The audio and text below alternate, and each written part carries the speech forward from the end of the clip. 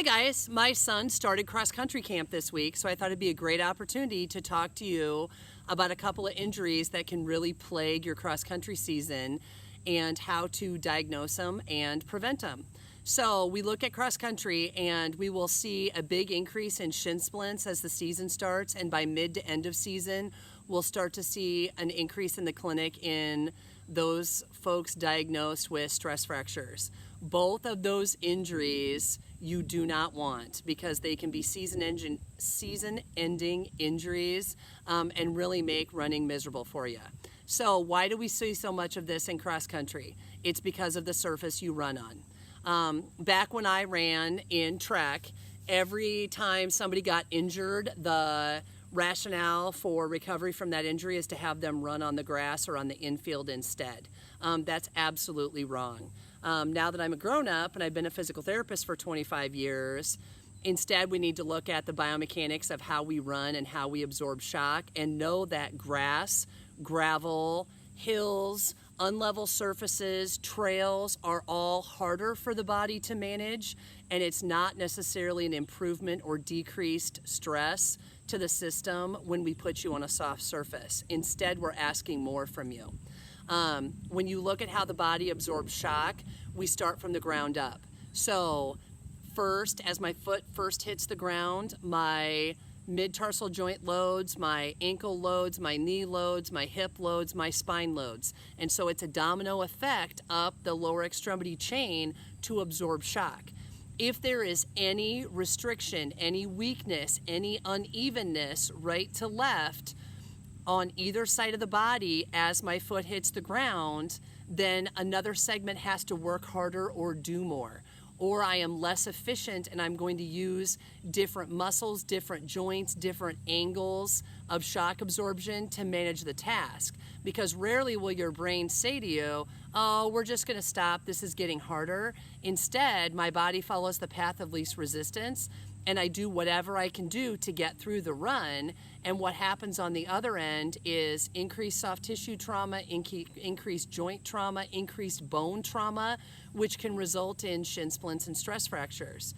So, how do I absorb shock? One of the most important joints in the chain for shock absorption is your mid-tarsal joint.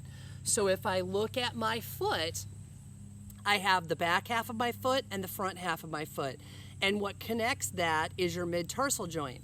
As my foot hits the ground, my heel goes one direction, or the back half goes one direction, and the front half goes the other direction.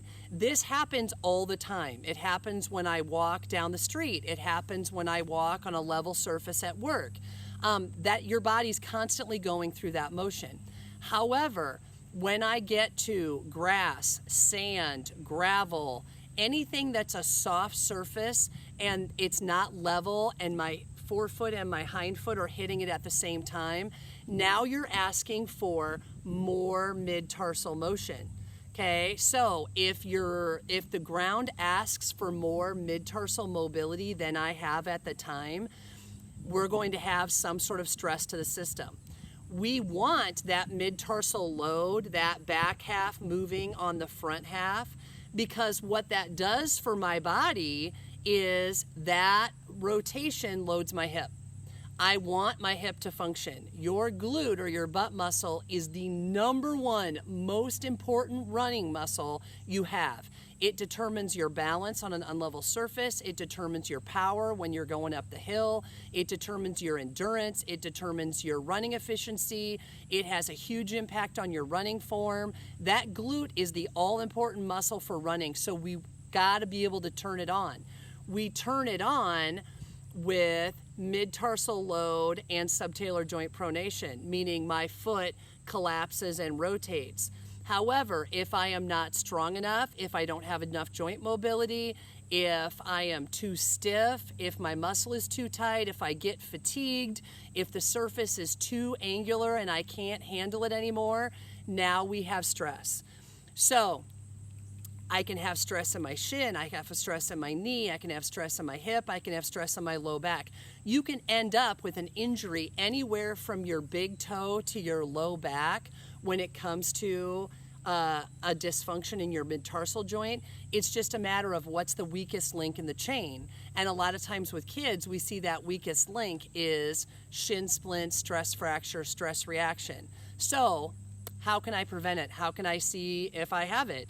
How can I know if I'm moving enough and I'm going to be injury prevented for the season? First of all, you can come see me and I'll tell you. Physical therapy, we look at how do you move? What do you look like when you walk? What do you look like when you run? How does your hip load? How does your spine load? How does your trunk rotate? How efficient are you? Your body takes the path of least resistance, meaning I am trying to not expend energy all the time. So your body's going to be lazy, so it'll do whatever's easy. Whatever's easy is not always what's best. Whatever's easy can be in response to a soft tissue restriction you have. It can be in response to an area that's weak, you're just going to stay away from. So physical therapy, we can assess that. In a self-assessment or a self-injury prevention situation, what can you look at is how do you feel when you run?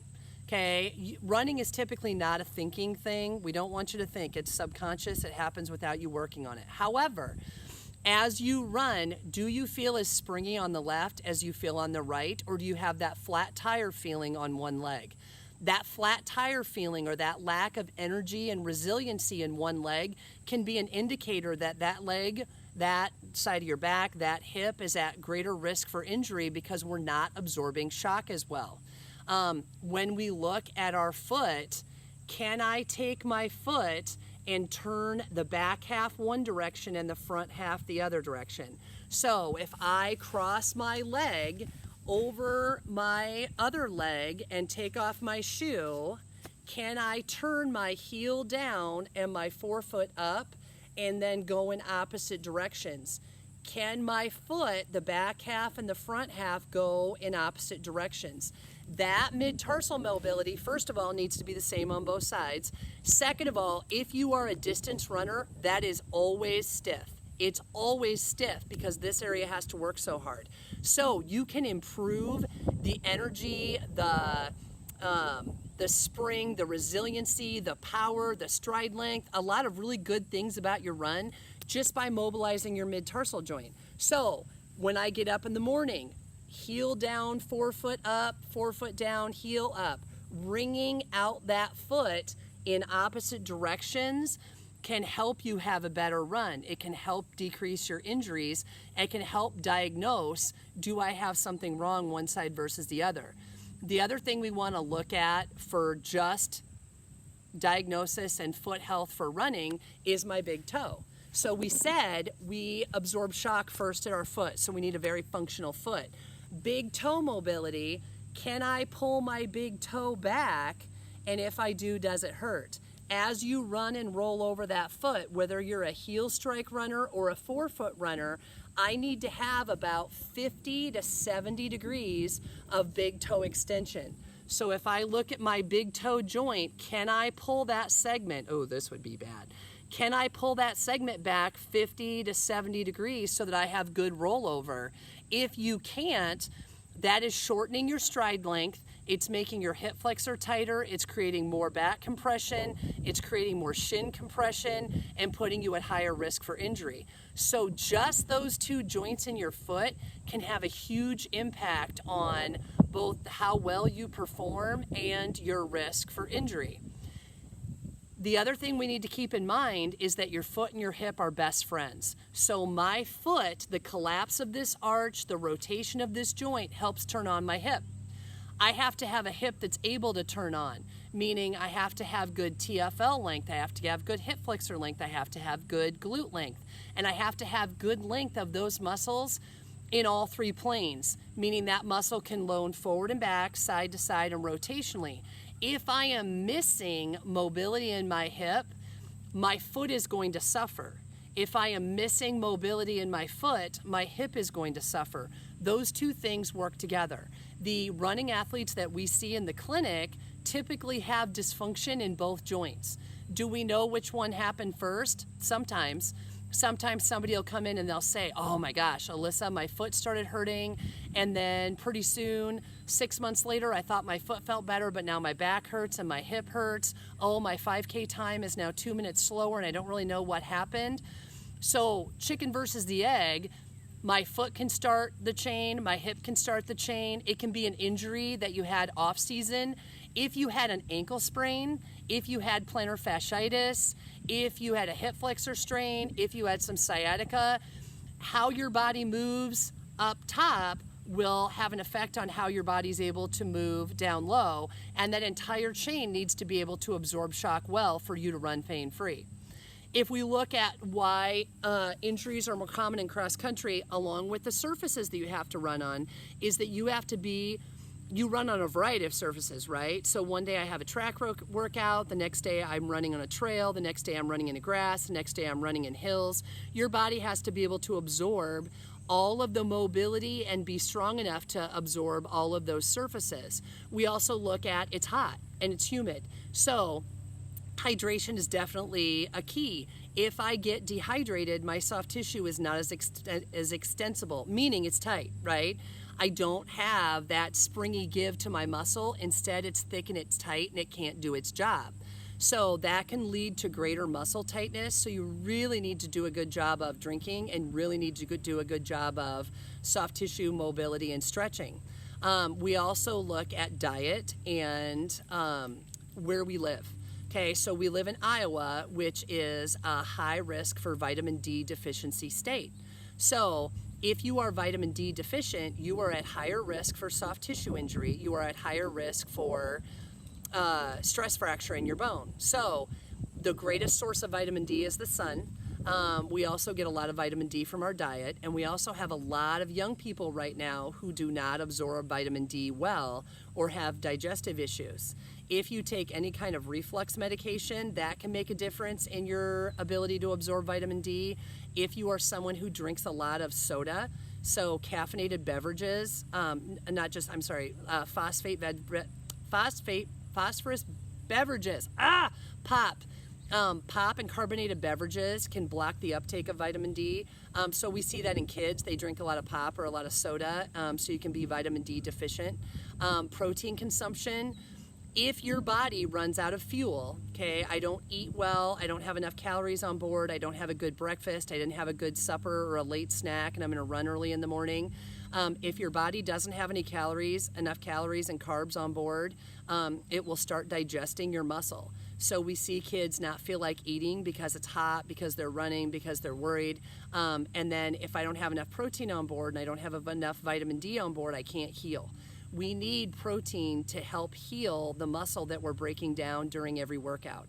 So making sure that you're getting 30 grams of protein within an hour of your workout and run so that your body has a chance to heal is really, really important.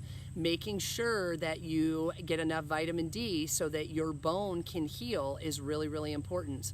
And making sure you're getting enough fluid, so 5 ounces of fluid for every 15 minutes of exercise is really, really important, so that you have all the tools to heal.